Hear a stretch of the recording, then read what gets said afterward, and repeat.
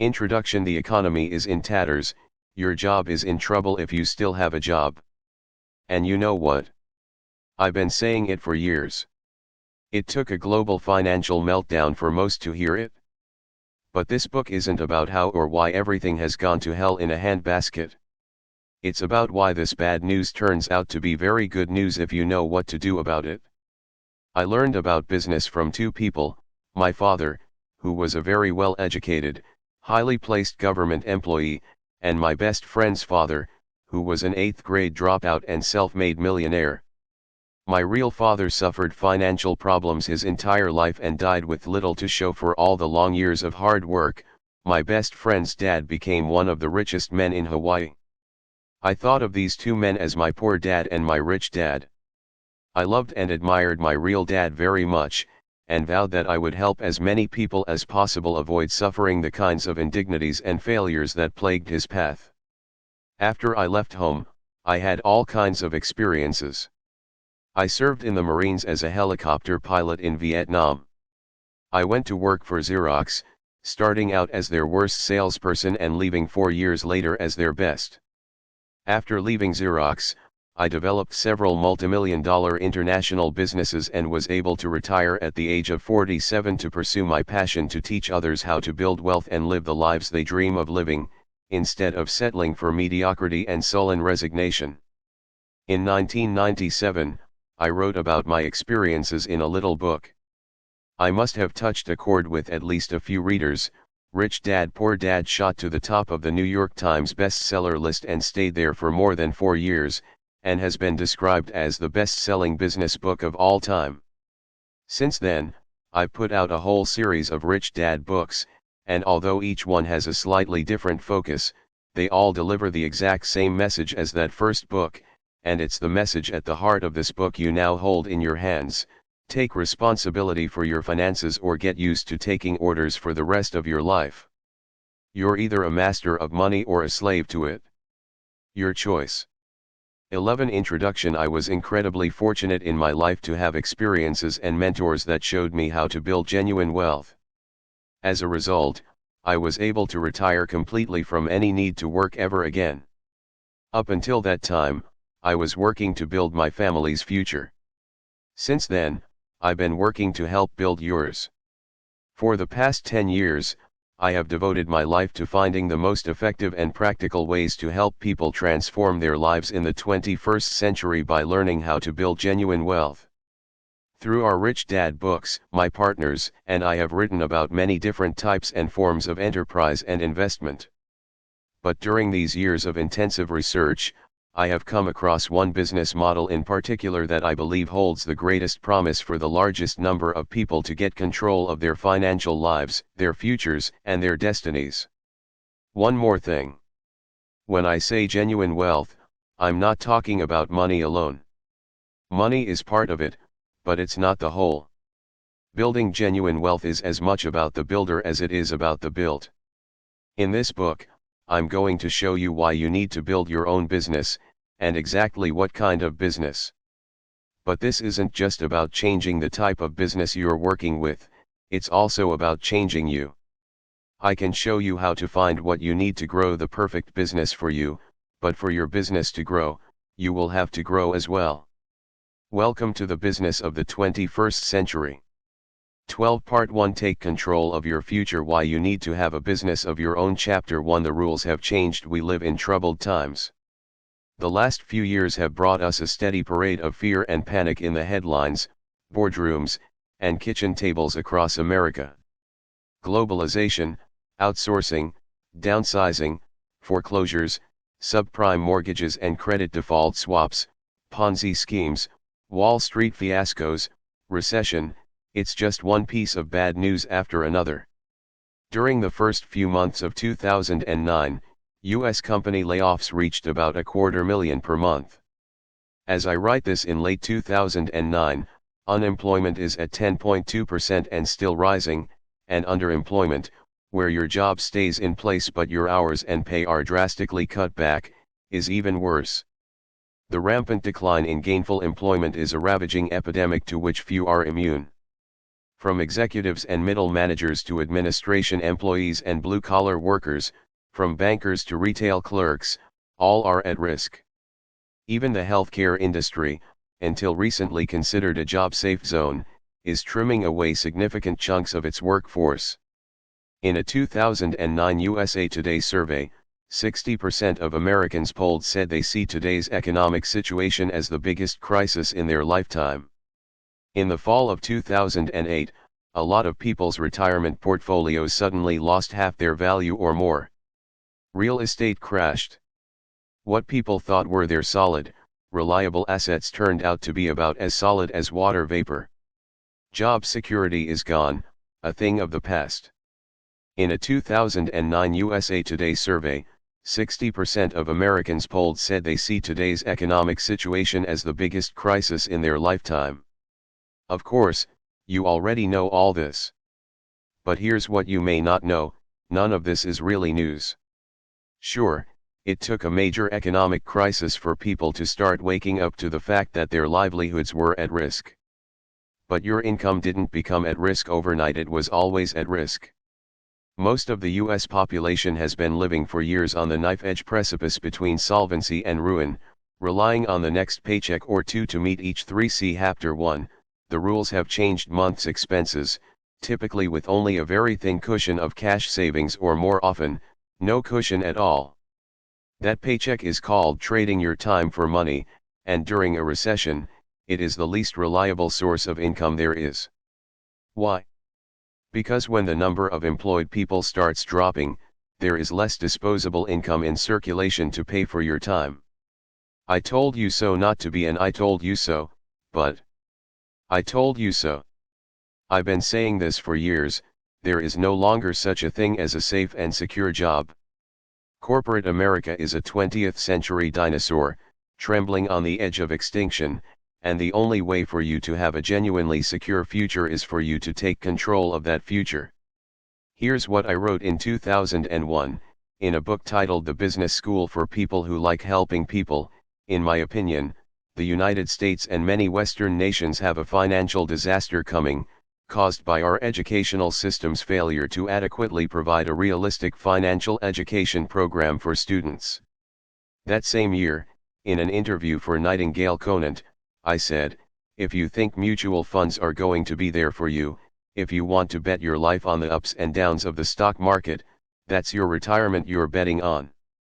What happens if the stock market goes up and then comes crashing down again when you're 85 years old? You have no control. I'm not saying mutual funds are bad. I'm just saying they're not safe and they're not smart, and I wouldn't bet my financial future on them. Never before in the history of the world have so many people bet their retirement on the stock market. That is insane. Do you think Social Security is going to be there to take care of you? Then you also believe in the Easter Bunny. And in an interview I did in March 2005, I said this: the number one strength of a paper asset is its liquidity, and that is also its number one weakness. We all know there's going to be another market crash and we're going to be wiped out again. Why would you do that? So what just happened? There was another market crash and many people got wiped out again. Why? Because our habits and mindset caught up with us. In 1971, the American economy went off the gold standard. This happened without the approval of Congress, by the way, but the important thing is that it happened. Why is that significant?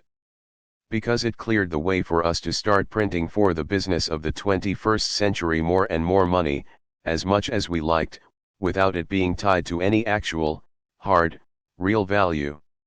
This shift away from reality opened the gates for the biggest economic boom in history. Over the next 3.5 decades, the American middle class exploded. As the dollar devalued and the on-the-books value of real estate and other assets inflated, ordinary people became millionaires. Suddenly credit was available to anyone, anytime, anywhere, and credit cards began popping up like mushrooms after a spring rain. To pay off those credit cards, Americans started using their homes as ATMs, refinancing and borrowing and refinancing. After all, Real estate always keeps going up in value, right? Wrong. By 2007 we had pumped as much hot air into this financial balloon as it could take, and the fantasy came crashing down to earth again. And it wasn't just Lehman Brothers and Bear Stearns that collapsed. Millions lost their 401(k)s, their pensions, and their jobs. The number of people living officially below the poverty line is rising rapidly. The number of people who are working beyond the age of 65 is increasing. In the 1950s, when General Motors was the most powerful corporation in America, the press picked up a statement by GM's president and turned it into a slogan that carried for decades: as GM goes, so goes the nation.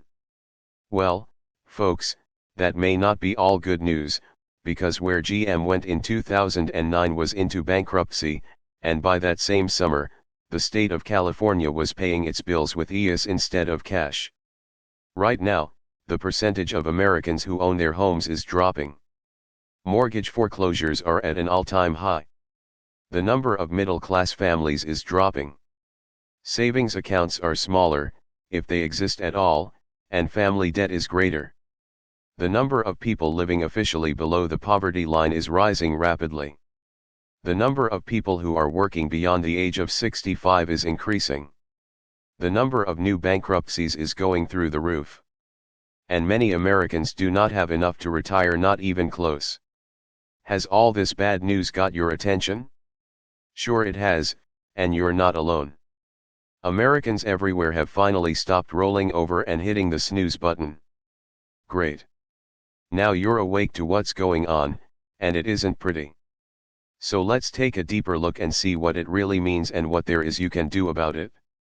It's a new century. When I was a kid, my parents taught me the same formula for success that you probably learned: go to school, study hard, and get good grades so you can get a secure, high-paying job with benefits, and your job will take care of you. 5C Chapter 1, the rules have changed, but that's industrial age thinking, and we're not in the industrial age anymore. Your job is not going to take care of you. The government will not take care of you. Nobody's going to take care of you. It's a new century, and the rules have changed. My parents believed in job security, company pensions, Social Security, and Medicare. These are all worn out, obsolete ideas left over from an age gone by. Today job security is a joke, and the very idea of lifetime employment with a single company, an ideal so proudly championed by IBM in its heyday, is as anachronistic as a manual typewriter. Many thought their 401(k) retirement plans were safe. Hey, they were backed by blue-chip stocks and mutual funds. What could go wrong? As it turned out, everything could go wrong. The reason these once sacred cows no longer give any milk is that they are all obsolete. Pensions, job security, retirement security, it's all industrial age thinking. We're in the information age now, and we need to use information age thinking. Fortunately, people are starting to listen and learn. It's a shame that it takes suffering and hardship to bring the lesson home, but at least the lessons are hitting home. Every time we experience a major crisis, the dot-com bust, the economic aftermath of 9/11, the financial panic of 08, and recession of 09, more people realize that the old safety nets just won't hold up anymore. The corporate myth is over. If you've spent years climbing the corporate ladder, have you ever stopped to notice the view? What view, you ask? The rear end of the person in front of you. That's what you get to look forward to. If that's the way you want to view the rest of your life, then this book probably isn't for you. But if you are sick and tired of looking at someone else's behind, then read on. Don't be fooled again. As I write this, unemployment is still on the rise. By the time you read these words, who knows? The situation may have changed. Don't be fooled. When employment and real estate values turn around and credit loosens up again, as they inevitably will, don't be lulled into that same old sense of false security that got you and the rest of the world into this mess in the first place. In the summer of 2008, gas prices were soaring over $4 a gallon. SUV sales sank like a stone, and suddenly everyone was on the small car and hybrid bandwagon. But look what happened next. By 2009, gas prices had fallen back down below $2, and so help me, people started buying SUVs again. What? Do we really think fuel prices are going to stay nice and low? That gas prices are down for good now, and therefore gas guzzlers make perfect sense to buy. Can we really be that short-sighted? I'm trying to be nice here. The word I was going to use was stupid. Unfortunately, the answer is yes. We aren't just fooled once, we let ourselves be fooled over and over again. We all grew up hearing the fable of the ant and the six, the business of the 21st century grasshopper, but the overwhelming majority of us keep living with the foresight of a grasshopper anyway. Don't be distracted by the headlines. There is always some idiotic buzz going on that tries to pull your attention away from the serious business of building your life. It's just noise. Whether it's terrorism, recession, or the latest election cycle scandals, it's got nothing to do with what you need to be doing today to build your future. During the Great Depression, there were people who made fortunes. And during the greatest boom times, like the real estate surge of the 80s, there were millions and millions of people who neglected to take charge of their future, who ignored everything I'm going to share with you in this book and ended up struggling or broke. Most of them, in fact, are still struggling or broke today. The economy is not the issue. The issue is you. Are you angry at the corruption in the corporate world? At Wall Street and the big banks that let this happen? At the government for not doing enough, or for doing too much, or for doing too much of the wrong things and not enough of the right things? Are you angry at yourself for not taking control sooner? Life is tough. The question is, what are you going to do about it? Moaning and groaning won't secure your future. Neither will blaming Wall Street, the big bankers, corporate America, or the government. If you want a solid future, you need to create it. You can take charge of your future only when you take control of your income source. You need your own business. 7 Chapter 2 The Silver Lining. On July 13, 2009, Time magazine ran a piece on page 2 they called 10 Questions for Robert Kiyosaki. One of the questions asked of me was this: are there opportunities to create new companies in this turbulent economy? Are you kidding? Was my first thought. Here is how I answered: this is the best time. When times are bad is when the real entrepreneurs emerge. Entrepreneurs don't really care if the market's up or down. They're creating better products and better processes. So when somebody says, "Oh, there's less opportunity now," it's because they're losers. You've heard an awful lot of bad news about the economy. Ready for the good news? Actually, the bad news is the good news. I'll tell you the same thing I told Time magazine: a recession is the best time to start your own business. When the economy slows down, entrepreneurialism heats up like a stoked-up wood stove on a cold winter night. What do the Microsoft and Disney empires have in common, besides the fact that they are both hugely successful billion-dollar businesses that have become household names? A. They were both launched during a recession. In fact, more than half the corporations that make up the Dow Jones Industrial Average got their starts during a recession. Why? Simple: in times of economic uncertainty, people get creative. They break out of their comfort zones and take initiative to help make ends meet. It's a matter of good, old-fashioned American entrepreneurialism at its best. When the going gets tough, the tough get going. For one thing, the market for new opportunity is ripe during tough economic times. 5 years ago, when housing values were soaring and credit was available, 9C Chapter 2, the silver lining everywhere, nobody was hungry. People's bellies were full, they felt safe, and few were looking for any alternative means of income. Employees weren't worried about the financial stability of their employers or whether a pink slip might be in their future. But now that layoffs are rampant and everyone is worried about what the future holds, millions of people are soberly re-evaluating their finances and realizing that if they want to have a secure future they can count on, They're going to have to come up with a plan B. People today are hungrier than ever to earn extra money, and because of that, they are more receptive and more inclined to open their minds to new avenues. In fact, this was true even before the recent economic meltdown. Ever since the 80s, and especially since the turn of the century, the drive to control our own economic futures has been building. Here's what the U.S. Chamber of Commerce said in a 2007 report titled Work, Entrepreneurship, and Opportunity in 21st Century America.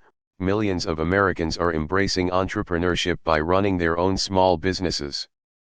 72% of all adult Americans would rather work for themselves than for a job, and 67% think about quitting their jobs regularly or constantly. Now, I'm no economist, but I know someone who is. Paul Zane Pilzer. Paul is a whiz kid, was Citibank's youngest ever vice president, and left the banking world to make millions going into business for himself. He's had a few New York Times bestsellers, predicted the savings and loan crisis before it happened, and served as an economic advisor in 2 presidential administrations. He's someone worth listening to. Paul talks about a 180-degree shift in cultural values around the nature of career paths, with the conventional corporate employee career structure giving way to the entrepreneurial path. The traditional wisdom in the second half of the 20th century, says Paul, was to go to school, get a good education, and go to work for a large company. The idea of going into business for yourself was most often regarded as risky. Admirable, perhaps, but risky, and maybe a little crazy. Today it's completely the other way around. Paul's right. That U.S. Chamber of Commerce report I mentioned also refers to a Gallup poll finding that 61% of Americans say they would prefer to be their own boss. Another poll, this one by the Fresno research firm Decipher, found that 72% of all adult Americans would rather work for themselves than for a job, and 67% think about quitting their jobs regularly or constantly. 10. The business of the 21st century, and it's not just about making a living, it's also about the quality of how we're living. People are waking up to the fact that they want more control over their lives. They want to be more connected to their families, be in charge of their own time, work from their homes, determine their own destinies. In that Decipher study, 84% of respondents said they would be more passionate about their work if they owned their own business. The number one reason they gave for wanting to work for themselves? To be more passionate about my work life. What's happening is that the 20th century myth of job security, with its promise that the path to a long, happy, fulfilling life is to find a job working for someone else, is crumbling before our eyes. The employment mythology. Most of us are so brainwashed by our circumstances that we think of employment as normal. But far from being historically normal, the whole concept of being an employee is actually a fairly recent phenomenon. During the agrarian age, most people were entrepreneurs. Yes, they were farmers who worked the king's lands, but they were not the king's employees. They didn't receive a paycheck from the king. In fact, it was the other way around. The farmer paid the king a tax for the right to use his land. These farmers actually made their living as small business entrepreneurs. They were butchers, bakers, and candlestick makers who passed on their trade through the family lineage in what have come down to us as common last names: Smith, for the village blacksmith; Baker, for bakery owners; farmer, because their family's business was farming; tailor, derived from the tailor's profession; and cooper, the old term for the barrel maker's trade. It was not until the industrial age that a new demand began growing, the demand for employees. In response, the government took over the task of mass education, adopting the Prussian system, which is what most Western school systems in the world are still modeled after today. Have you ever wondered where the idea of retirement at age 65 came from? I'll tell you where: Otto von Bismarck, the president of Prussia, in 1889. Actually, Bismarck's plan kicked in at age 70, not 65, but it hardly matters. Promising their old folks a guaranteed pension after age 65 was not much of an economic risk for Bismarck's government. At the time, the life expectancy of the average Prussian was about 45. Today, so many are living well into their 80s and 90s that the same promise might well bankrupt the federal government within the next generation. When you research the philosophy behind Prussian education, you will find that the purpose was to produce soldiers and employees, people who would follow orders and do as they were told. The Prussian system is for mass-producing employees. In America in the 60s and 70s, companies like IBM made employment for life the gold standard of job security. But employment at IBM hit its peak in 1985, and the whole concept of the solid, reliable corporate career has been in decline ever since.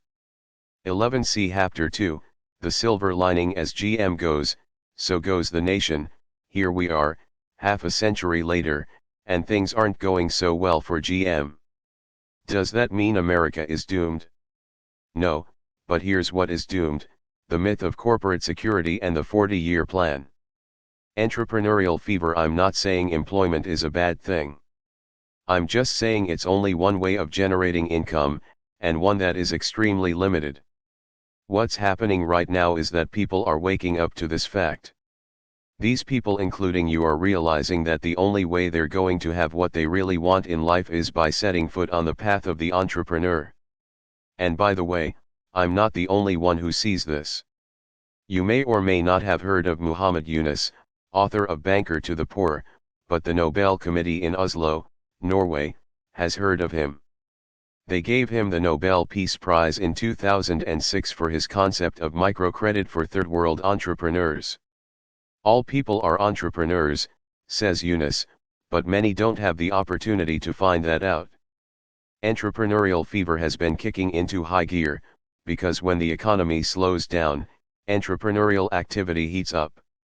In fact, entrepreneurs flourish in down times.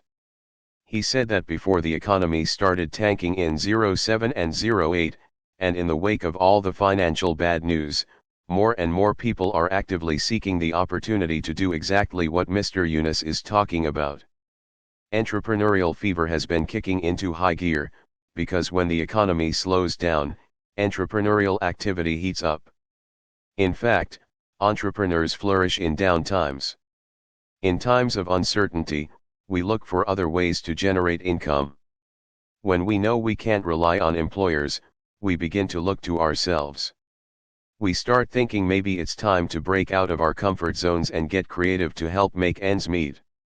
A U.S. Federal Reserve survey shows that the average household net worth for entrepreneurs is 5 times that of conventional employees. That means entrepreneurs are 5 times more likely to come out of this downturn unscathed and even stronger than before, because they've created their own strong economy. A recent survey found that most U.S. voters view entrepreneurship as the key to solving the current economic crisis. History has repeatedly demonstrated that new companies and entrepreneurship are the way to bolster a flagging economy, said the survey's executive director. No kidding. 12. The business of the 21st century may be those most U.S. voters who say they believe that will actually get off their duffs and do something about it. It's possible, though I'm not holding my breath. But right now, the flagging economy that I'm most interested in seeing bolstered by entrepreneurship is yours. These may be economic hard times for the majority, but for some entrepreneurs, the ones who are open-minded enough to understand what I'm going to explain in the next few chapters, these are times pregnant with economic potential. Not only is now the time to have your own business, but in fact, there has never been a better time than right now, today. As I said, when the going gets tough, the tough get going. And if that's true, which it is, then that leaves just 2 questions.